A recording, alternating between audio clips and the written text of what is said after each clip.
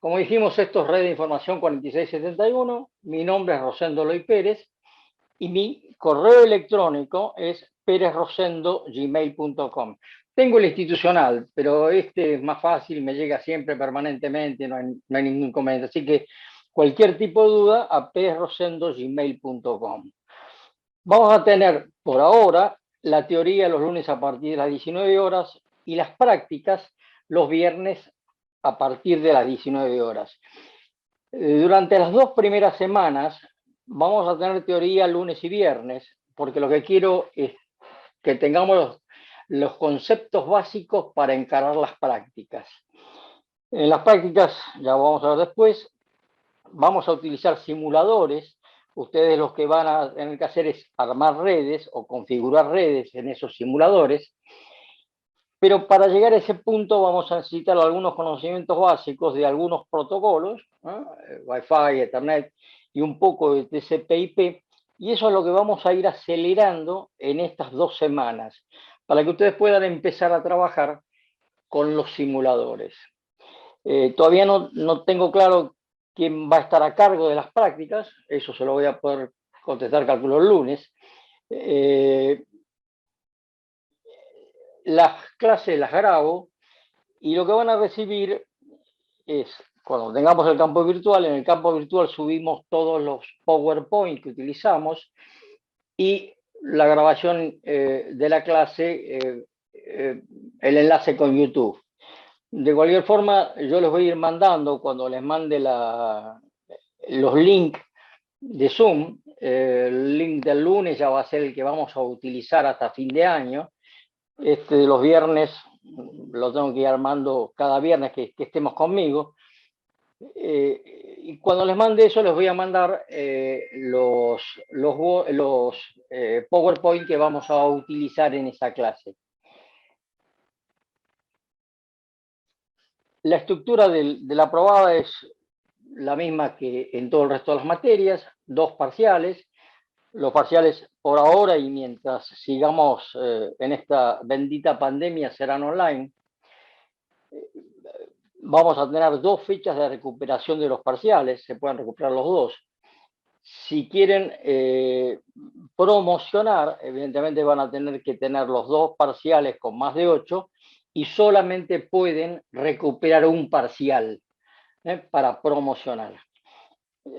Los que promocionen van a tener un coloquio conmigo para promocionar de 15 minutos, una cosa por el estilo, a fin del curso. Si tienen entre 6 y 8 y aprobando los trabajos prácticos, van a poder o están regularizados para el final. Y el final, los finales que hemos ido tomando hasta ahora son finales virtuales, finales presenciales online de una media hora de duración. Todos los cursos que hay en redes, todas las cátedras de redes, seguimos más o menos estrictamente el mismo programa. Los finales no se los toma un profesor, sino que se los toma cualquiera de los profesores, los 3 profesores que estamos en este momento en la cátedra. ¿De esto alguna duda? Creo que no, ¿no? No. Bibliografía. Bueno, el libro más común que tenemos, que cumple con aproximadamente el 90% de lo que vamos a ver en la materia, es Comunicaciones y Redes de Computadoras de William Stollen, que anda por el 9ª edición, una cosa por el estilo. Esta 7ª edición está en internet, gratuita, bájenla, y va a tener los conceptos básicos, por lo menos, para la gran parte del curso. Las cosas que no estén en este libro, porque han evolucionado, son un poco más modernas, las vamos a ver conmigo, van a tener los PowerPoint y van a tener la bibliografía que les voy a dar a posteriori. El que quiera comprar el libro, por supuesto, compre, pero compren la última versión. Si no, bájenlo de acá y listo. Para la parte de TCP/IP, que es un protocolo al cual le vamos a dar mucha importancia, hay un libro que ya tiene una punta de años, este es TCP/IP versión 4, no habla muy poco de versión 6, pero es el Comer, libro muy clásico en este tipo para este tipo de protocolos. También lo pueden bajar de acá, se consigue, este no es un libro caro, y reitero, vamos a tener toda la información de este libro, la vamos a ver en clase y la vamos a ver con los PowerPoint.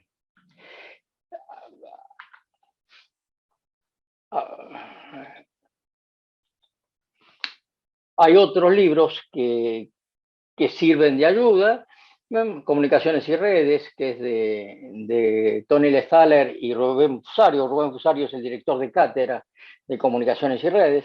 Este es el libro, está muy actualizado, es un muy buen libro. Comunicaciones y Redes de Computadoras, este libro desarrolla muy bien una parte que vamos a ver, que es la parte de los switches, trabajando con capas de enlace, o un libro que es bastante viejo y a veces medio inconseguible, pero que aquellos que tengan que meterse con protocolos como el X25 o el HDLC, trae muchísima información.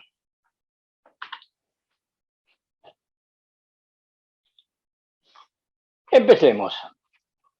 Como definición, ¿qué es un protocolo? Son las reglas escritas para ejecutar una acción.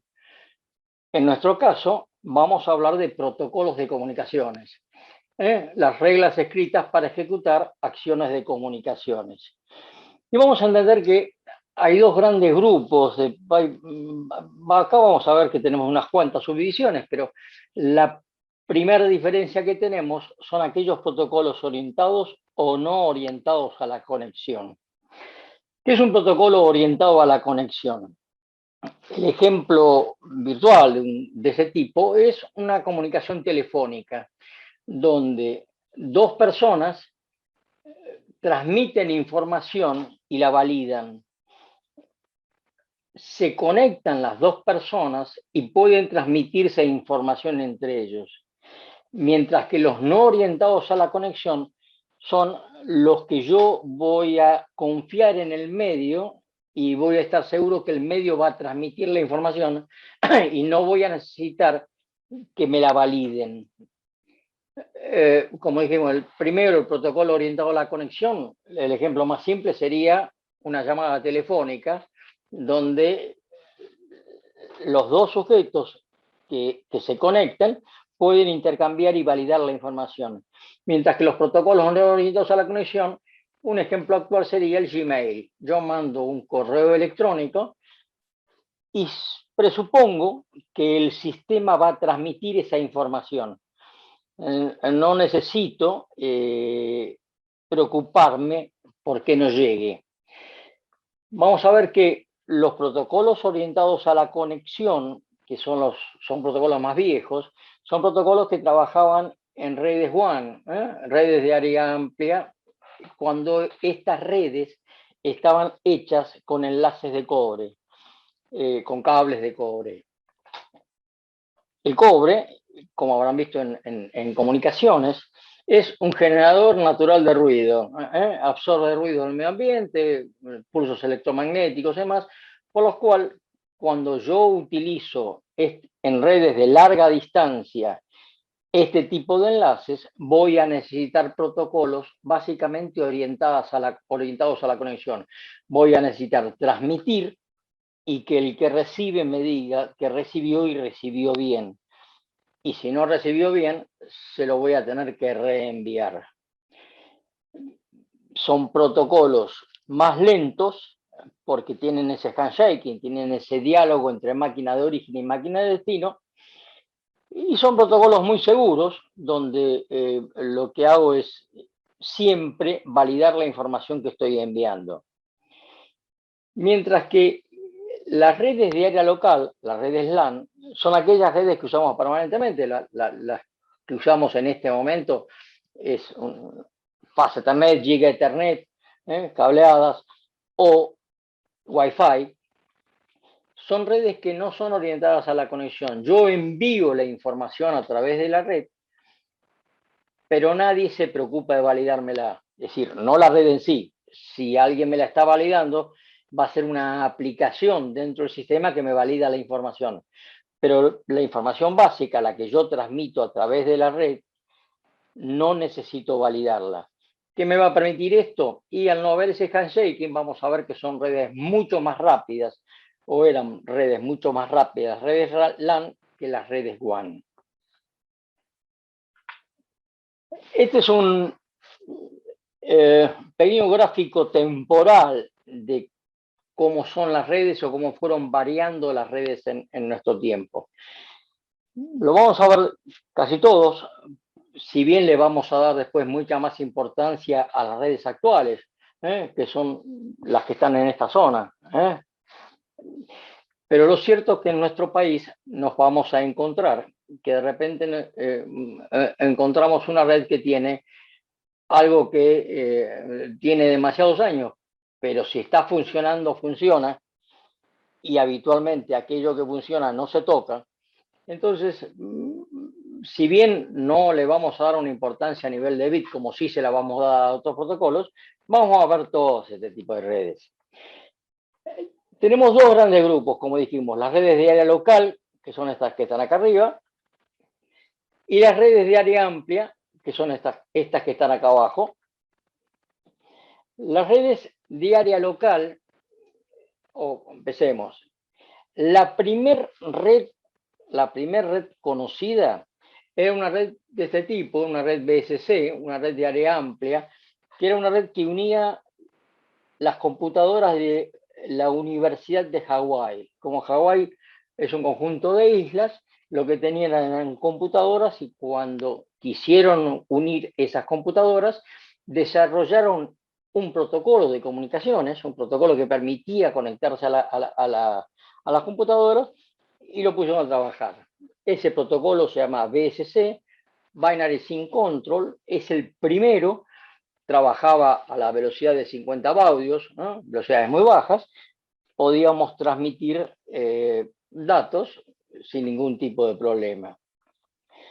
Este protocolo, lo veremos en algún momento, tiene un problema grave, que es se denomina protocolo orientado al carácter, porque tanto los datos como las señales de control del protocolo eran caracteres que iban dentro de la trama. Pero como habrán visto, en esa época, en el 70, siglo pasado, había varios tamaños de caracteres. Yo podía tener 5 bits, 7 bits, 8 bits, o lo que ustedes quieran, por lo cual era un protocolo complicado en el momento de conectar computadoras que no trabajaban con la misma fuente de información. Acuérdense que en esta época, al no existir normas generales, cada marca específica de computadoras tenía su propio modelo y su propia trama, con lo cual conectar con dos computadoras era un problema, y solamente conectábamos computadoras de la misma marca, la misma modelo, y en lo posible lo más cerca posible. Allá por el año 80, ¿no? 1982, comienza la primera normalización de protocolos. La CCITT, el Comité Consultivo Internacional de Telegrafía y Telefonía, junto con la ISO y la IEEE americana, empiezan a escribir las normas que iban a regir este tipo de protocolos. Entonces escriben normas para crear un ambiente abierto, es decir, cualquiera que quisiera comunicarse, si seguía esas normas, iba a poder compartir la información. Y así aparecen el primer protocolo maestro, la madre de todos los protocolos modernos, que se llama HDLC, es un protocolo WAN orientado a la conexión, que trabajaba a 2400 bits por segundo, pero era un protocolo que ya no era orientado al carácter, sino que tenía campos bien definidos, tiene campos bien definidos, y va a ser el que va a generar una enorme cantidad de protocolos que siguen hasta la actualidad. En esa misma época y esos mismos normalizadores empiezan a trabajar también con las redes de área local, las redes WAN, las redes LAN, y normalizan las 3 redes que había en ese momento en Estados Unidos. Y le dan un número, un nombre a la norma, la IEEE 802.3, la IEEE 802.4 y la IEEE 802.5. Y las conocemos por sus nombres comerciales, la Ethernet, ¿no?, la ARNet y la Token Ring. Esto fue evolucionando de forma tal de que pasamos a la fase Ethernet, a la Giga Ethernet, a la 10 Giga Ethernet y actualmente a la Metro Ethernet dentro de esta norma. Estas dos fueron desapareciendo en el tiempo y hoy la ARNet es muy difícil de encontrar para transmitir datos. Se utiliza eventualmente para un tipo de redes que se llama SCADA-SCAM, que son redes de verificación de algunos de valores. Por ejemplo, quiero saber cuánto trigo tengo en un silo. Bueno, si armo una red específica de eso, lo más probable es que me encuentre que el protocolo es ARNet. Son poco comunes, no son habituales. Vamos a ver un poquitito de cómo funcionaban. Y la que sí tuvo mucha importancia, y que esa todavía se la pueden llegar a encontrar eventualmente en algún lado, es la IEEE 802.5, la Token Ring, que es la red que manejaba o que sponsoreaba IBM. Esta red es muy lenta, esta red es muy buena, la 802.5 Token Ring, pero es muy cara y difícil de configurar. Por lo cual, la que ganó al mercado y se mantiene, y es la que tenemos en este momento, es la IEEE 802.3, que vamos a ver que uno de los nombres que tiene es Ethernet. Volvamos un segundito a los protocolos WAN. Entonces, dijimos que este protocolo era el original, se normalizó en un protocolo que es mucho mejor, que es el HDLC, y el HDLC es un protocolo que une 2 máquinas exclusivamente, ¿eh? Dos máquinas por vez, pero los une de forma muy segura. Entonces, si yo tenía uniones muy seguras entre 2 máquinas, podía olvidarme de la conectividad y empezar a trabajar con redes. Y aparece el primer protocolo que es de redes específicamente, que se llama X25, protocolo que se utiliza todavía en la actualidad, nosotros lo utilizamos poco, lo utilizan mucho en Europa, se utiliza mucho para transmisiones vía satélite, protocolo muy seguro, pero evidentemente muy lento, podía trabajar hasta velocidad de 64 kilobits por segundo. Estos protocolos trabajan con anchos de banda fijos, ¿eh? Y acá, en el 89, hubo una revolución. Sí, dale. Si no le molesta, cuando se refiere a seguro, ¿se refiere a que garantiza la integridad del mensaje o seguridad respecto a No, la intrusión sí. Excelente la pregunta. Por ahora no hablamos hablamos de seguridad de la transmisión de la información. Después vamos a hablar, en algún momento del curso vamos a hablar de seguridad de la información, pero ahora estamos hablando de seguridad de la transmisión, que lo que yo mande de la máquina origen, de la fuente, llegue a la máquina destino. ¿Está? Ok, gracias. Pero excelente la pregunta, sí. Yo cuando me disparo, párenme, porque yo de repente tomo velocidad y... bueno, lo cierto es que acá en el 89, es una teoría personal, pero me parece que es correcta, es el momento que cae el muro de Berlín. Hasta este momento, en esta época, teníamos la Guerra Fría, estaban entre los rusos y los yanquis que se querían intercambiar bombas atómicas. La cosa es que a fines de la década del 90, al principio de la década del 90, cae lo que era la URSS, y en ese momento aparecen en el mercado 4 cosas. Un protocolo que vamos a denominar TCP/IP. Aparece la PC. aparece la fibra óptica y aparecen las primeras centrales digitales. Cuando dijimos que estos protocolos eran protocolos muy lentos, eran porque básicamente corrían sobre líneas de cobre y al existir líneas de cobre, existían errores. La tasa de errores de una línea de cobre es 10 a la menos 5. Yo voy a tener un bit errado cada 10.000 que transmita estadísticamente. Cuando yo cambio a la fibra óptica tiene una tasa de errores de 10 a la menos 12. Voy a tener infinitamente menos problemas para transmitir. Entonces, estos eran protocolos orientados a la conexión porque teníamos que estar seguros que lo que transmitía A le llegue a B sin errores.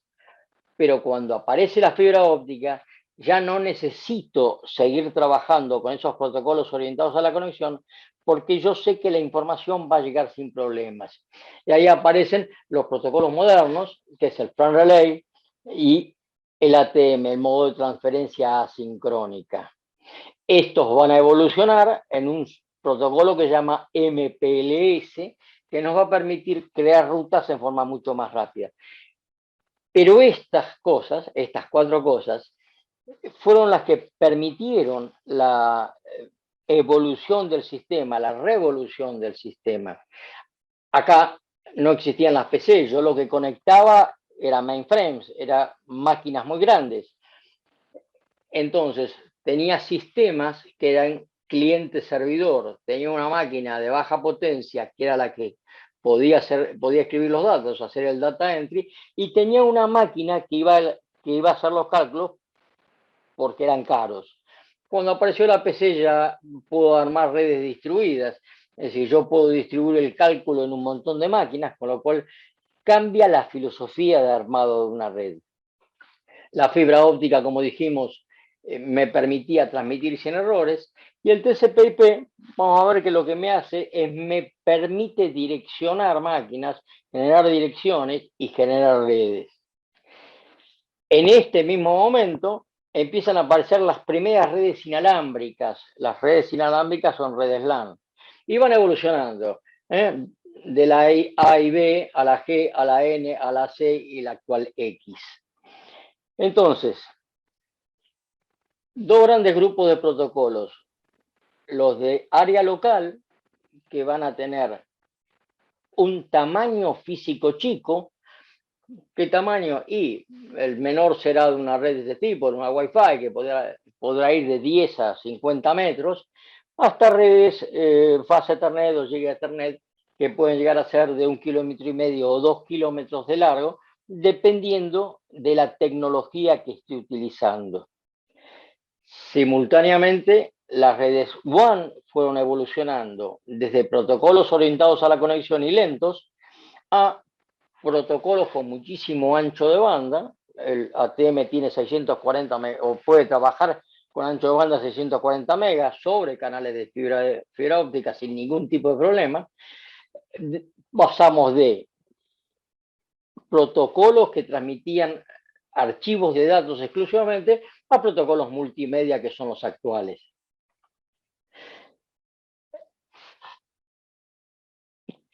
En la actualidad, vamos a ver que estos 2 tipos de redes confluyen en una red que vamos a denominar Metro Ethernet. ¿Qué es la Metro Ethernet? Bueno, son protocolos de redes LAN utilizados como redes WAN. Esto es lo que se está utilizando en este momento. Esto es lo que vamos a verlo con más detenimiento al fin del curso. Entonces, los protocolos que tenemos en funcionamiento en este momento, los que podemos encontrar en el mercado, es las redes Ethernet de muy alta velocidad, las redes Wi-Fi de alta velocidad, protocolos como el ATM multimedia y protocolos Metro Ethernet que van a trabajar asociados con ese otro protocolo MPLS. No me meto a desarrollarlo en este momento porque vamos a ir adquiriéndolo de a poco. Este gráfico es básicamente para ir acostumbrando el oído a los nombres de los protocolos. Los vamos a ver todos, les vamos a dar más importancia a aquellos que son actuales, pero de alguna forma o utilizando algunos pocos minutos vamos a charlar de cómo trabaja cada uno de estos. ¿Hasta acá estamos bien? Sí, Sí, no vimos nada. Sí, sí. Sí, no vimos nada. Bueno, esta es la evolución, esta filmina tiene poca importancia. Ustedes han visto en arquitectura de computadoras, los que la hayan cruzado, nosotros tenemos un par de modelos de computadoras, el von Neumann y el Harvard. El modelo von Neumann tiene una unidad aritmética y lógica, una unidad de entrada, una unidad de salida, una memoria donde voy a transmitir datos y programas, y una unidad de control que va a manejar todo esto. Esta es la primera computadora que existió, este modelo, digamos que es solo para mostrar. Lo cierto es que de ese modelo anterior pasamos al modelo von Neumann con BAS, que es el modelo básico de computadoras que tienen todos ustedes, que tenemos todos en casa. Va a tener lo mismo, las unidades de control, la unidad de memoria y la unidad de entrada y salida. Cuando yo empiezo a hablar de redes, no me voy a olvidar que el sistema es este, pero yo voy a tener una unidad de entrada y salida que va a estar conectada con el exterior. Esta unidad de entrada y salida, a través de las diferentes bases, va a mandar la información a la memoria, va a interactuar con las aplicaciones que estén en la memoria, y esta unidad de control será la que llevará el control de todo el sistema y hará los cálculos necesarios. Evidentemente, si bien esto es el modelo real, es virtualmente imposible manejarnos con este modelo y asociarlo con la información de redes. No es que sea prácticamente imposible, pero será realmente muy complicado. Entonces vamos a utilizar para trabajar en redes lo que se llama modelo de capas. Lo que vamos a hacer básicamente va a ser dividir una computadora en etapas. Vamos a decir que una computadora tiene arriba un sistema operativo y abajo tiene un canal de comunicaciones. Todas las computadoras que tenemos manejan su sistema operativo y están conectados al exterior mediante alguna forma. El canal de comunicaciones, los canales de comunicaciones más comunes que tenemos en la actualidad serán o las redes cableadas o las redes Wi-Fi. Lo que hace un modelo de capas, el modelo OSI, Open Standard Interconnection, modelo que fue desarrollado, como vimos, en la década del 80, cuando se empezaban a normalizar las primeras redes, es dividir todo el proceso en 7 etapas diferentes. Esto es una conceptualización. Reitero, en realidad todo lo vamos a trabajar en esto, pero trabajarlo o mirarlo directamente en esto es excesivamente complejo y no es útil para nosotros, por lo cual vamos a dividir nuestro sistema en etapas. Cuando se hizo este primer modelo OSI, se lo diseñó bajo la siguiente premisa. Cada capa es independiente de las demás, y yo lo único que hago cuando diseño una capa es explico el objetivo de la capa. No digo cómo hacer la capa, sino digo qué es lo que la capa tiene que hacer, no cómo hacerlo. Y lo imprimo, lo distribuyo. Existían en este modelo unos libros que eran Horace Book, son 3 libros color naranja, que explicaban la utilidad de cada una de estas capas. Entonces, cualquiera que quisiera trabajar en el sistema, trabajar en un sistema abierto, lo que hacía era, podía diseñar una capa y venderla en el mercado, porque las capas entonces empiezan a ser compatibles. Y lo único que tengo que diseñar de la capa es las interfaces entre capas. Voy a tener puntos específicos de transmisión de la información, que voy a denominar SAP. Voy a tener que cada nivel se va a tener que comunicar con el resto de los niveles y va a tener que transmitir la información de una forma muy precisa. Lo que quiero es tener la información normalizada. ¿Cómo lo hace? No me preocupa. Y ustedes fíjense que si en este momento quieren armarse una computadora gamer, se van a ir a comprar una placa de video. La placa de video va a entrar en un slot específico, pero nadie sabe, o ustedes no saben qué es lo que tiene la capa, la plaqueta adentro. Lo único que están seguros es que cuando la enchufan, funciona, es plug and play, enchufe y rece. Si todo funciona bien, la placa arranca. ¿Por qué? Porque la placa va a trabajar bajo este principio. Va a tener unos puntos de acceso al servicio que están normalizados y la información que envío de una capa a la otra también va a estar normalizada. Esta es la terminología que se utiliza, IDU, unidad de datos de la interfaz, SDU. Bueno, a mí lo que me va a interesar que se acuerden esta palabra, PDU. Protocol Data Unit, unidad de datos del protocolo. ¿Qué es lo que se va a transmitir? ¿Qué es el PDU? Es la información que yo quiero transmitir.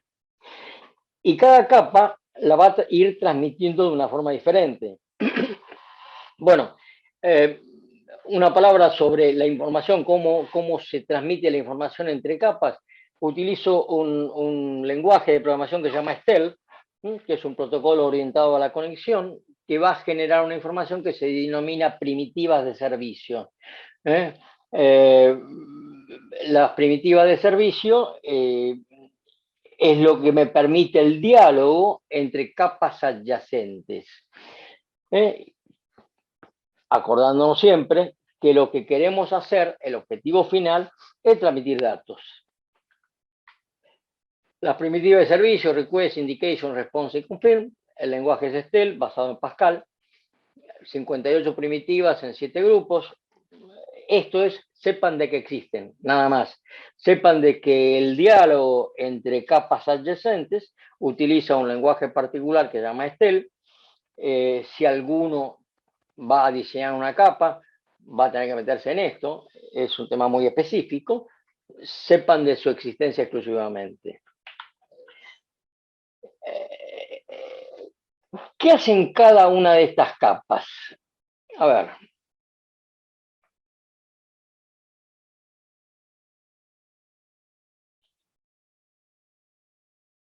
Vamos a pasar a otra cámara.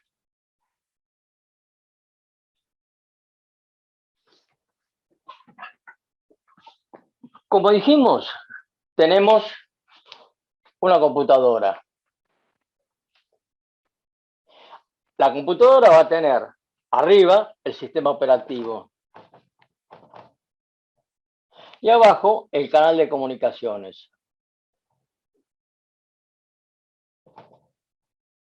Y yo divido este proceso básico en 7 etapas.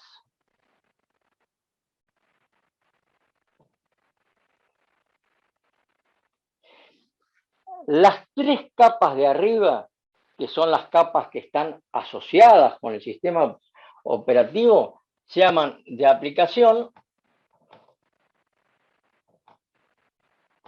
de presentación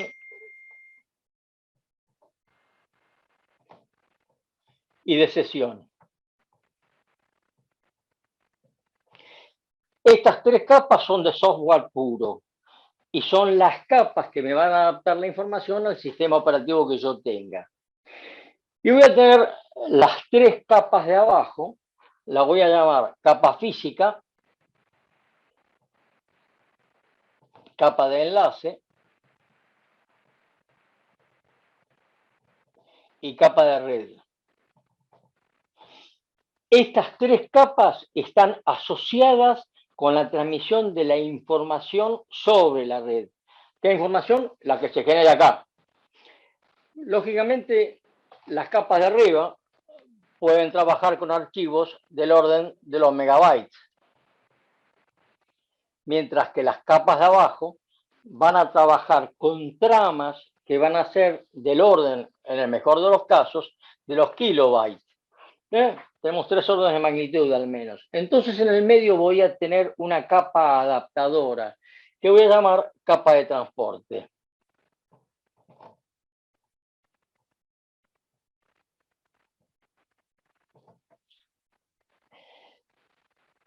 La capa física me va a adaptar la información al medio físico. ¿Qué es?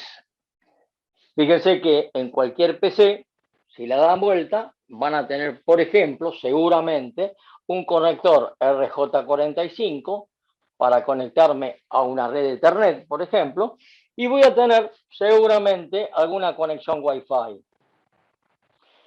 La información que mandan estas dos es la misma. La van a mandar en forma muy similar. Van a crear tramas que en su forma más básica tienen un campo de sincronismo, un campo de control de errores o detección de errores y un campo en el medio donde voy a transmitir la información. Entonces, la capa física me va a adaptar la información que viene del sistema al medio físico.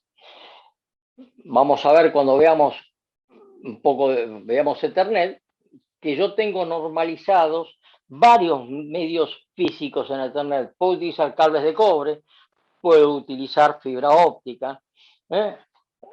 Cada uno de esos enlaces tendrá una capa física diferente. O puedo tener más de una capa física, seguramente la tengo. Si, acá para mi modelo tendré, qué sé yo, más de una capa física.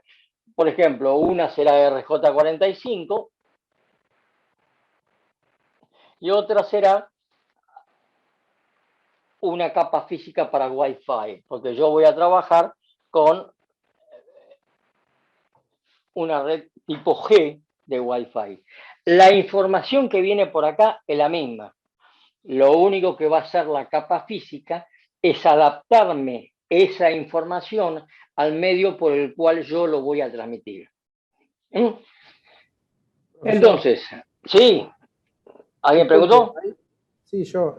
Ahí en el diagramita de la trama, que hay dos campos, uno dijo que era sincronismo y el otro que está en el otro extremo, no recuerdo. A ver, pará, te escucho muy bajo. ¿Me escucha ahí te escucho un poco, sí, dale. Decía que ahí en el donde dibujó la trama, dibujó dos campos, uno dijo que era sincronismo y el otro del otro extremo no... Es un detección de errores. Es un detector de errores. Ah, control de error. No, okay. Vamos a ver que en general, los protocolos no hacen control de errores, hacen detección de errores. Ustedes probablemente vieron en comunicaciones que hay algunos protocolos que hacen detección y control y recuperación. No, en general son protocolos muy específicos que se utilizan en algunos, se utilizan mucho en campos de alta seguridad, donde yo no puedo retransmitir 2 veces la trama, entonces la trama se tiene que autocorregir. Nosotros no vamos a usar correctores de errores, vamos a usar detectores de errores. Yo mando la trama al canal. Cuando la máquina que recibe esa información, lo primero que hace, claro, es como el bit de paridad en los sistemas operativos. Es exactamente lo mismo, nada más que vamos a ver con mucho mayor nivel de seguridad. Vamos a ver por qué. Porque yo confío en el medio, pero el medio se puede equivocar o el medio puede tener errores. Entonces, las capas de enlace van a transmitir esa información con un hash, un campo, vamos a ver en su momento, la clase que viene empezaremos a ver cómo lo hace, que le va a permitir a la máquina que recibe la información detectar si hay o no hay errores. Y ahí después cada máquina y cada protocolo tomará caminos diferentes. En los que son orientados a la conexión, la máquina que recibió y detectó que hay un error va a pedir la retransmisión de la información. En las redes de área local, la capa de enlace dice, bueno, no hay errores, tiro la trama y se acabó la historia. Vamos a ver que hay otra capa. El protocolo que lo hace en la actualidad es el TCP, en la capa de transporte, que va a detectar que le está faltando una trama y la va a pedir. Pero no lo va a hacer la capa de enlace básicamente. Lo va a hacer una capa superior del sistema. ¿Ok?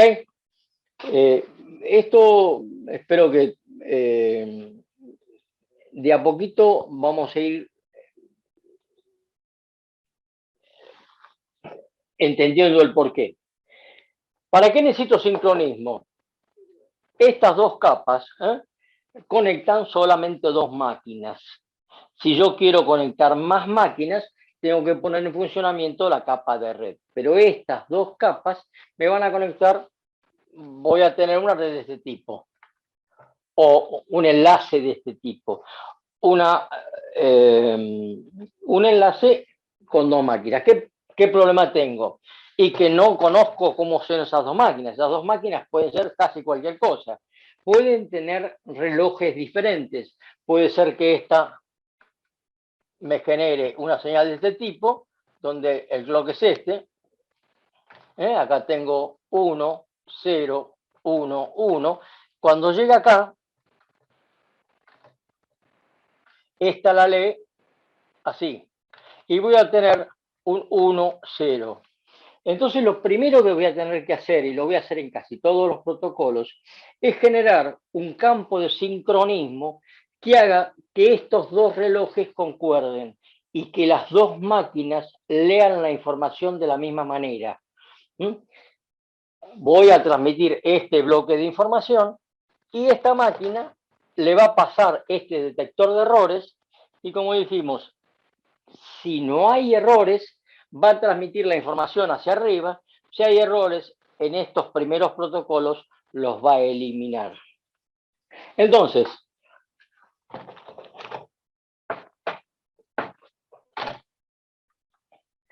la capa física me va a adaptar el enlace que yo tenga a la máquina. La capa de enlace va a tomar la información que venga de acá y la va a encapsular agregándole algunos campos donde me va a permitir sincronizar la información y aparte detectar si hay errores. La capa de red le va a poner a la información una especie de número telefónico. ¿Para qué me sirve un número telefónico? ¿Cuál es el objetivo del número telefónico? Cuando yo disco un número, en un celular o en una red fija, es lo mismo, lo que estoy haciendo es dándole una información a la central telefónica para saber con quién tengo que conectarme. La capa de red en este modelo va a ser exactamente lo mismo. Lo que va a hacer es agregarle una información que le va a servir al router para saber hacia dónde tengo que enviar la información. Estos son los objetivos básicos de estas tres capas. Entonces, en estas tres capas de arriba no nos vamos a meter demasiado, porque son capas que tienen que ver con las aplicaciones. Yo lo que estoy seguro que acá voy a tener un archivo que quiero transmitir. Supongamos que este archivo es de 1 mega, como dijimos antes. El tamaño de las tramas que van por el canal de comunicaciones anda por el kilobyte, 1,5 kilobytes más o menos. Entonces yo no puedo transmitir este archivo de 1 mega en forma directa a través del canal de comunicaciones. Y ese va a ser el objetivo para nosotros en este momento de la capa de transporte. La capa de transporte va a tomar esta información y le va a agregar un encabezado diciéndole, este es el primer bloque, este es el segundo bloque, este es el bloque número N. Va a dividir esta información en bloques que sean capaces de ser transmitidos por la red a la cual ustedes están conectados. Eso el sistema lo hace automáticamente cuando ustedes deciden a través de qué red están sacando la información. A esto lo voy a llamar TPDU. Es la unidad de datos del protocolo de la capa de transporte. Pero dijimos que a esa información que yo quiero transmitir, le tengo que decir hacia dónde la quiero transmitir. Es decir, le voy a agregar, y esa va a ser el objetivo de la capa de red, otro encabezado, donde va a tener esto es esto, todo es acá, le va a agregar una dirección de origen y una dirección de destino. Y a esto lo vamos a llamar el RPDU. Perdón, profe, ¿puede repetir eso Sí. último? ¿Cómo? ¿Y puede repetir eso último? Claro. Empecemos de vuelta. Yo estoy trabajando y tengo una aplicación. Estoy en la playa y por supuesto me saco una selfie. Y me saco una selfie con grande, es decir, 1 mega, porque quiero aparecer lindo, que es imposible, pero bueno, quiero. Y se la quiero mandar a mi señora. Cuando yo me saco la selfie y mando la foto esa no la puedo enviar toda entera y de un saque a través de la red, porque la red trabaja con tramas mucho más pequeñas. Entonces, lo primero que va a hacer el modelo es la información va a ir a parar a la capa de transporte y la capa de transporte la va a cortar en bloques capaces de ser transmitidos, ¿no? Y los va a numerar. ¿Para qué? Para que cuando yo los envíe a la máquina de destino, la máquina de destino pueda rearmar la foto. Entonces va a tomar los bloques, los va a dividir en pedazos, esto es esto, esto es esto, esto es esto. Y les va a agregar un encabezado que va a ser de 28 bytes, vamos a ver después. En ese encabezado lo que voy a tener que hacer básicamente es decir qué parte de la foto es. Listo, ya tengo lo que quiero mandar. Se lo entrego a la capa de red que le va a agregar otro encabezado diciendo de dónde a dónde lo quiero mandar, desde mi teléfono celular al teléfono celular de mi señora. Y lo va a hacer con todos estos bloques. Esto va a ir acá, esto va a ir acá, y acá en todas va a poner la dirección de origen y la dirección de destino. Listo, ya tengo todo. ¿Por qué? Porque hasta acá le va a servir, estas dos capas, le van a servir a la máquina, a la aplicación de destino para rearmar la foto y mostrarla. Y estas cosas que están acá le van a servir a los routers para poder redirigir la información. Y fíjense que la capa esta le agrega este encabezado, pero no se mete con los datos que tienen que transmitir. Los datos para esa capa son transparentes. Lo único que hace la capa es, toma lo que le da la capa de arriba, que se lo transmite a través de los SAP, de los puntos de acceso, y le agrega la información de la capa. Una vez que tengo esto, que ya sé, ya le agregué la información suficiente para que los routers lo redirijan, entrego esta información a la capa de enlace, que es la que se va a asegurar que la información va a llegar sin errores de origen a destino. Entonces, esta capa de enlace creará el enlace, el PDU de enlace, y va a tomar esta información y le va a agregar de vuelta. Esta información irá acá, le agregará las señales de sincronismo, le agregará la información de detección de errores y alguna cosa más. Y lo va a hacer con cada uno de estos bloques de información. Y se lo va a entregar a la capa física. ¿Qué va a hacer la capa física? Lo va a transformar en pulsos de corriente, que van a ir a través de cables o irán a través del éter como señales radioeléctricas. Esto se va a transmitir por toda la red. Y cuando lleguen a la máquina de destino, si lleguen al teléfono de mi señora, va a pasar la inversa.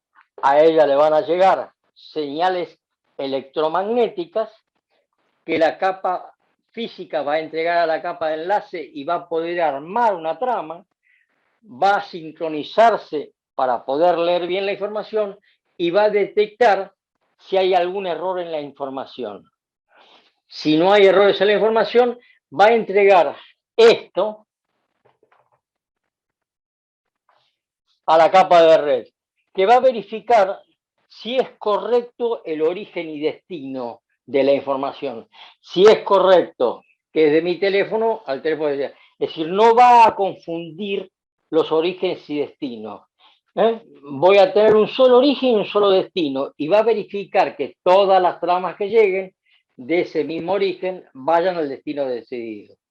Si es cierto, le va a entregar esa información a la capa de transporte, que las va a meter en un buffer, en una memoria, va a almacenar todos esos bloquecitos que vienen en una memoria, y cuando tenga todos los bloquecitos ordenados y vea que no le falta ninguno, se lo va a entregar a la aplicación y la aplicación me lo va a mostrar en la pantalla. Es decir, que si yo estoy mandando una foto de 1 mega, en realidad estoy mandando varios miles de bloquecitos de información.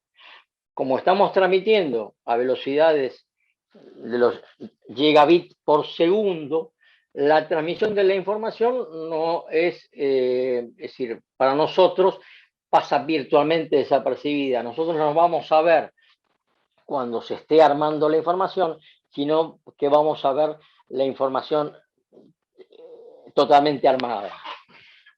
En este caso, estoy hablando de capas físicas y capas de enlace que no son orientadas a la conexión, porque lo estoy transmitiendo por Wi-Fi.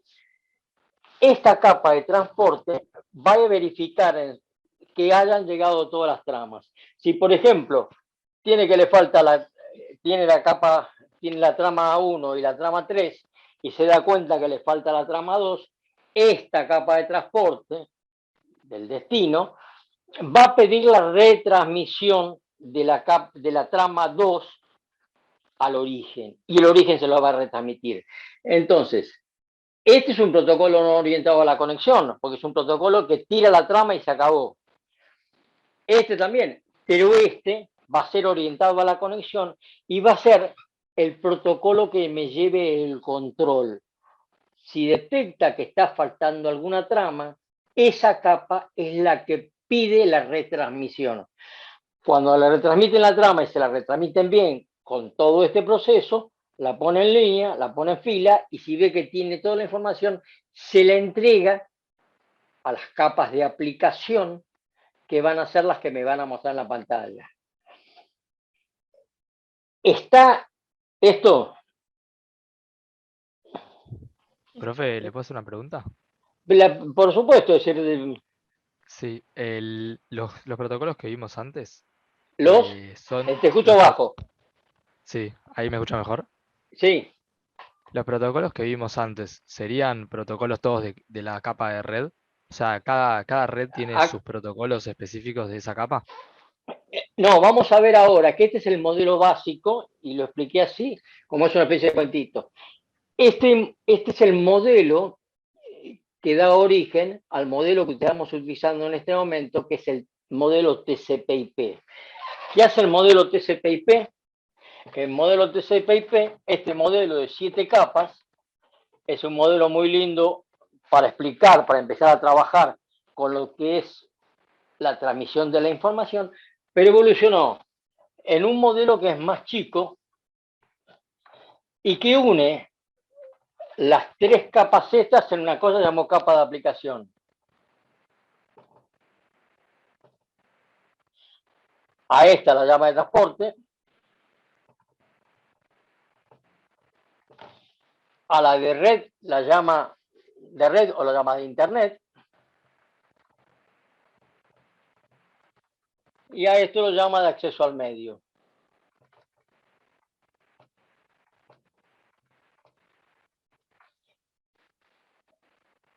Hace exactamente lo mismo, nada más que lo divide en una menor cantidad de de etapas.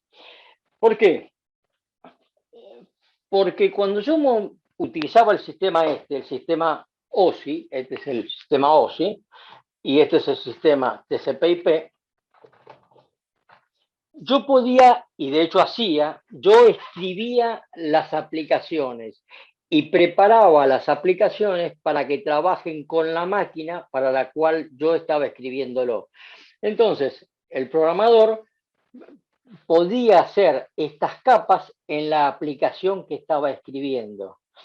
En general, las capas de red, de enlace y física eran comunes a todo el mundo, pero cuando escribían las aplicaciones, las escribían trabajando en este modelo, Cuando empezamos a trabajar con TCP/IP, las aplicaciones en general ya vienen escritas. Son aplicaciones que cargamos porque son empaquetados. Si yo voy a utilizar correo electrónico, no me voy a poder escribir un correo electrónico. No, utilizo la aplicación SMTP, Simple Mail Transport Protocol, que es la aplicación de correo electrónico del TCP/IP, y se acabó la historia. Entonces, al no necesitar ponerme a escribir las aplicaciones, puedo juntar esas tres funciones de las capas, aplicación, presentación y sesión, en una sola. La capa de aplicación en el modelo OSI preparaba a la aplicación para ser presentado al sistema operativo. Si lo pasaba a ASCII, a palabras de 7 bits más 1 de paridad. ¿Por qué? Porque, como dijimos antes, cada sistema operativo utilizaba su propio tamaño de palabra, entonces se normalizaba en la capa de aplicación. En la capa de presentación se escribían todos aquellos programas que no iban en ningún otro lado, como son los de compresión y los de seguridad. En la capa de sesión teníamos los temporizadores de la aplicación. La capa de transporte, hacia lo que habíamos dicho antes, tomaba la información y la preparaba para ser transmitida a través de la red, de la línea, y entregándosela a la capa de red de enlace y a la capa física. A esto se lo denomina entorno de la aplicación, a esto se lo denomina entorno de la red. Como dijimos, la evolución de esto es un modelo que es el que sí usamos en la actualidad, que es de todos los días, que divide el sistema en 4 capas en lugar de poner 7, que es mucho más complicado. Y así lo vamos a ver nosotros. Vamos a trabajar con la capa de aplicación, donde vamos a ver las aplicaciones, algunas de las aplicaciones del modelo TCP/IP. Y vamos a ver los protocolos que constituyen cada una de esas capas.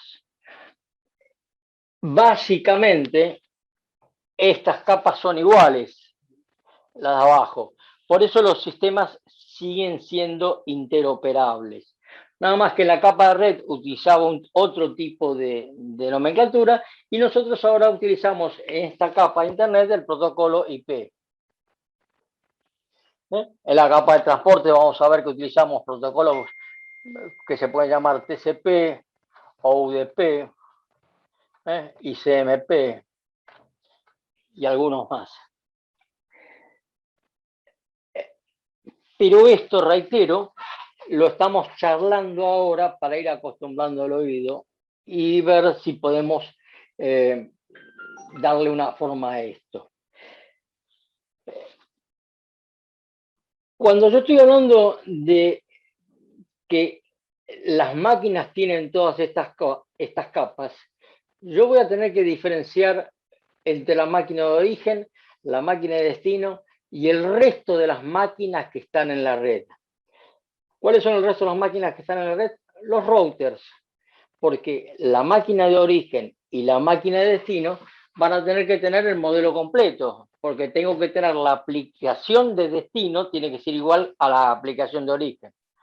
Y voy a necesitar una capa de transporte en la de origen y destino, en las dos máquinas de las puntas, para que dividan en un caso la información y en otro caso la reconstruyan. Las máquinas intermedias no van a tener estas dos capas. Los routers no van a tener estas dos capas. Los routers van a tener nada más que estas dos capas de acceso al medio y de Internet. Y una red actual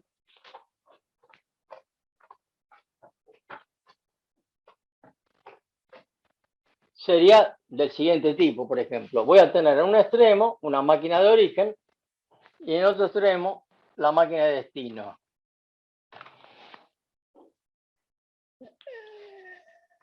Voy a tener que en este caso, como dijimos, tenemos las 4 etapas: la de aplicación, la de transporte, la de internet y la de enlace al medio. Y en esta otra también voy a tener lo mismo.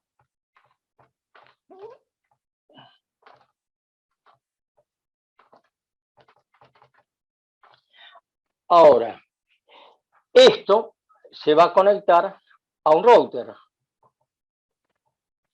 ¿Qué va a ser un router? Y va a ser una máquina que me va a redirigir la información. Y en este caso voy a tener solamente las 2 etapas que dijimos, la de internet y la de enlace al medio. ¿Por qué? Porque los routers pueden tener muchas conexiones con muchos lados. Pero si yo quiero conectarme con esta máquina de acá, un router que se conecte con esto,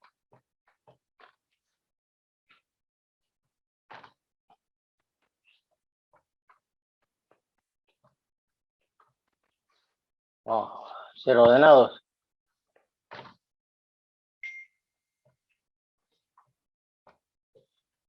Acá tengo la red, por ejemplo, internet. Y el proceso va a ser exactamente igual como vimos antes. Voy a tener una aplicación que quiero transmitir. La capa de transporte va a cortar ese archivo en bloques transmitibles por este medio físico y la va a numerar. Entonces voy a tener el bloque 1 y el bloque N. Esta capa de internet va a generar, le va a agregar a la información, al pedacito de información que yo quiero transmitir, otro campo con la dirección de origen y destino. ¿Para qué? Para permitirle a este, que es el router, que resuelva la ruta, por dónde lo voy a mandar. Entonces voy a ir de la máquina A la máquina B. Entonces acá tendré que poner desde A, no se ve demasiado. Esto de trabajar con una pizarra chica es un problema.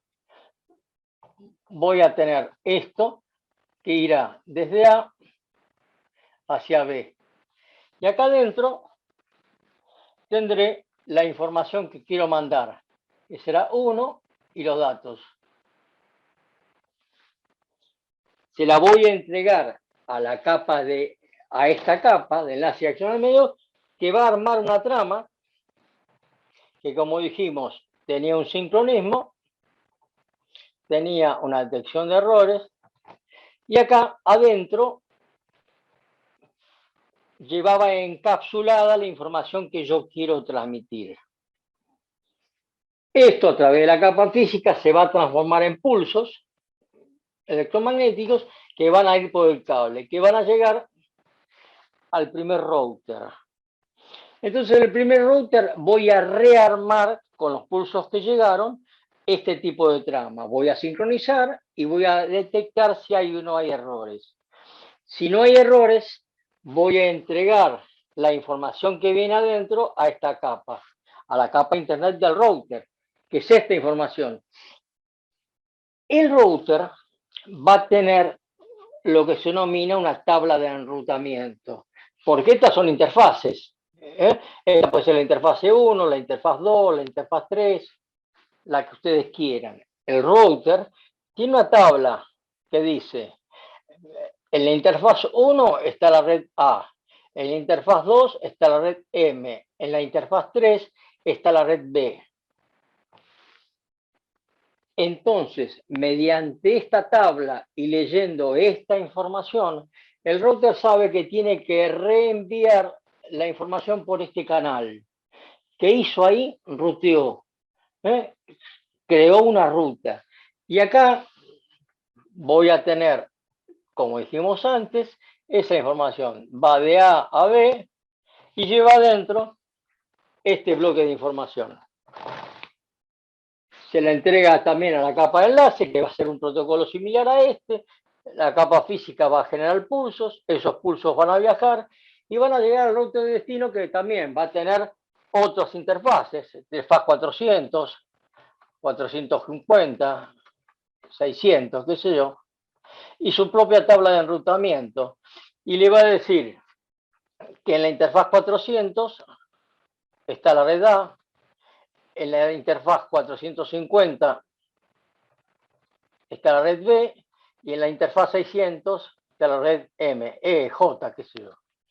Entonces, esta información, que es similar, que es esta también, acá tengo lo mismo, ¿no? Sincronismo, detección de errores, y adentro voy a tener, como dijimos antes, la información que se generó acá. Este va a leer la información que llegó, va a eliminar el campo de sincronismo y de detección de errores y le va a entregar a la capa internet esta información. Esta se va a fijar en la capa en su tabla de enrutamiento y va a reenviar la información a la capa definitiva. Fíjense que la información de la capa de enlace o los campos que se generan en la capa de enlace nacen y mueren en máquinas enfrentadas. Las capas de enlace van a conectar solamente dos máquinas, la máquina de origen y la máquina de destino, y van a servir para transmitir la información y detectar si hay errores o no hay errores. Lo que sí va a seguir es lo que genero en la capa de internet, porque tengo las direcciones, y las direcciones las necesita el router para saber por dónde reenviar la información. Pero no hablamos absolutamente nada de la capa de transporte, porque acá no existe. En los routers van a existir nada más que las capas de internet y la de enlace al medio de transmisión de la información. Esa información va a viajar por toda la red y va a terminar en la máquina de destino. Acá van a llegar pulsos, acá voy a tener lo mismo, la señal de sincronismo, los datos y la detección de errores. Esta detecta si no hay errores, se la pasa a la capa internet, que va a verificar que desde A hacia B y tiene información. Si es correcto, le entrega la capa que dice que es el primer bloque de un bloque de información. La capa de transporte del fondo va a juntar toda la información y cuando la tenga toda armada, se la va a entregar a la aplicación. Esto es lo que sucede cada vez que mandamos una información a través de Internet. Tenemos el archivo que queremos mandar y la adaptación de ese archivo que queremos mandar para que pueda ser transmitido por el tipo de red que estamos utilizando. Hay partes que nacen y mueren en máquinas enfrentadas. ¿Cuál es? La información básica de los protocolos de capa de enlace. ¿Cuáles son los sincronismos? Y detectar si en la transmisión de esa información entre dos máquinas hubo errores. La información que le coloque la capa de internet va a servir para que el router pueda detectar hacia dónde tiene que reenviar la información. Y esto lo vamos a tener en saltos sucesivos. ¿Cuánto? Y en este momento entre 10 y 14, 15 saltos cuando ustedes transmiten información por internet. Entonces, entre 10 y 15 veces cada una de las tramas pasa por todo este proceso. ¿Está esto?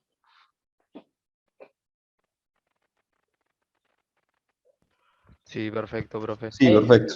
Si no, lo vemos de vuelta, ¿eh? Porque esto es lo que nos va a permitir empezar a hacer base sobre cómo funcionan los protocolos y para qué funcionan. Pero tomo una información y la preparo para ser transmitida. Voy a tener protocolos que me van a asegurar que no existan errores en la línea de transmisión, que son los protocolos de capa de enlace. Los protocolos de red, de internet, son los que le van a poner la dirección de origen y destino. El número telefónico, ¿para qué? ¿Para qué uso el número telefónico? Para que la central telefónica sepa con quién tiene que conectarme. Lo mismo sucede con una dirección IP. Me va a servir para que el router a través de una tabla que tiene armada previamente, se llama tabla de enrutamiento, sepa por cuál de los cables que tiene que mandarle la información. Y esto sucede N veces, entre 10 y 15 veces en este momento, hasta que llega al destino. Cuando llega el destino, la capa de transporte, capa que no existía en los routers, va a juntar toda la información y una vez que tenga toda la información que estoy mandando, se la va a entregar a la capa de aplicación. La capa de aplicación de origen no tiene ni idea cómo se transmite la información y la capa de aplicación de destino no tiene ni idea cómo se transmitió toda la información. Las capas de abajo son las que dan apoyo a la aplicación. ¿Estamos?